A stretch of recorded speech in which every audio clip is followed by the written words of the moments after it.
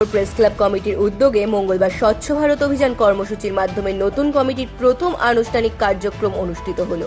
মঙ্গলবার সকাল 9 ঘটিকা থেকেই প্রেস ক্লাবের সম্পাদক সভাপতি সহ নবনির্বাচিত সদস্যরা বক্সনগর চৌমনি কলমচৌড়া থানা বাজার এলাকা ও আশেপাশের রাস্তাঘাটে পরিচ্ছন্নতা কর্মসূচি গ্রহণ করেন। স্থানীয় মানুষের মধ্যে সচেতনতা বৃদ্ধি এবং পরিষ্কার পরিচ্ছন্ন পরিবেশ রাখার বার্তা পৌঁছে দেওয়াই হলো এই দিনের মূল উদ্দেশ্য।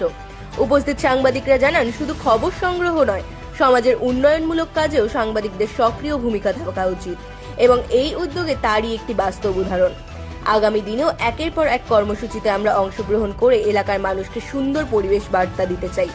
এই কর্মসূচির মাধ্যমে প্রেস ক্লাবের নতুন কমিটি তাদের কাজের সূচনা করলো এবং ভবিষ্যতেও এমন জনমুখী উদ্যোগের গ্রহণ প্রত্যাশা ব্যক্ত করা হয়। ব্যুরো রিপোর্ট, রাত দিন ত্রিপুরা। আজকে বক্সনগর প্রেস ক্লাবের পক্ষ থেকে আমরা বক্সনগরের বিভিন্ন চৌমুনি থানা এবং রাস্তার বিভিন্ন ঘাট পরিষ্কার পরিচ্ছন্ন করছি। তার মূল কারণ একটাই, পরিবেশ সুস্থ রাখো, ভালো থাকো, বাঁচার মতো বাঁচতে হলে পরিষ্কার পরিচ্ছন্ন থাকো। এটাই হচ্ছে আমাদের মোদিজির সাকার এবং স্বপ্ন।